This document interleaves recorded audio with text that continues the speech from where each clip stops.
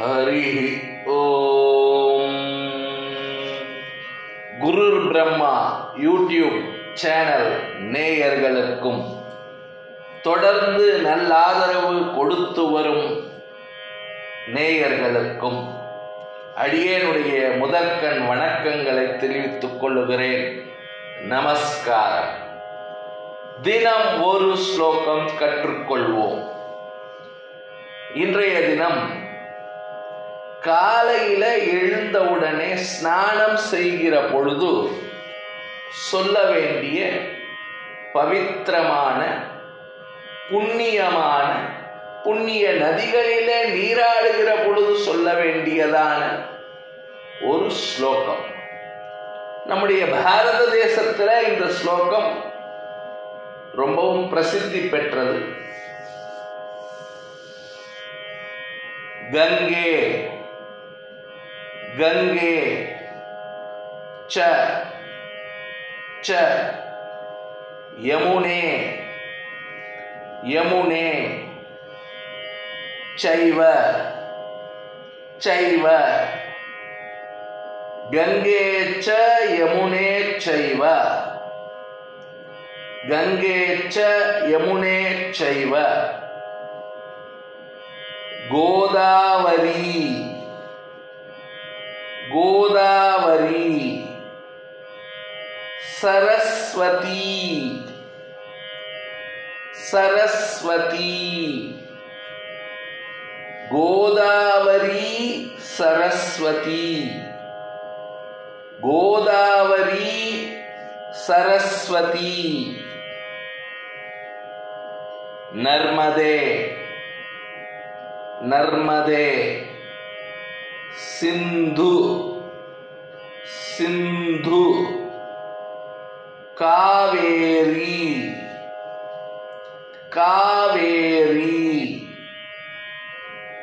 நர்மதே சிந்து காவேரி நர்மதே சிந்து காவேரி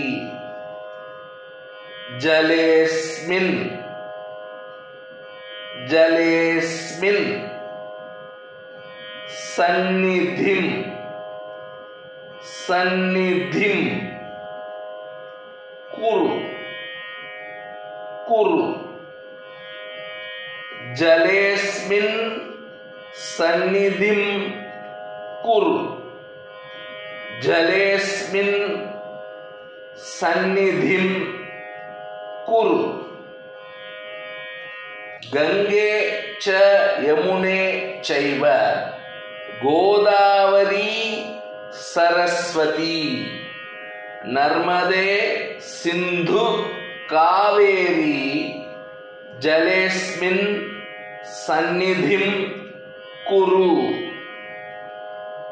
கங்கே ச யமுனே சைவ கோதாவரி சரஸ்வதி நர்மதே சிந்து காவேரி ஜலேஸ்மின் சந்நிதிம் குரு கங்கே ச யமுனே சைவ கோதாவரி சரஸ்வதி நர்மதே சிந்து காவேரி ஜலேஸ்மின் சந்நிதிம் குரு. இந்த ஸ்லோகத்தில் சப்த புண்ணிய தீர்த்தங்கள் 7 புண்ணிய நதிகளினுடைய நாமாக்கள் சொல்லப்படுகின்றன.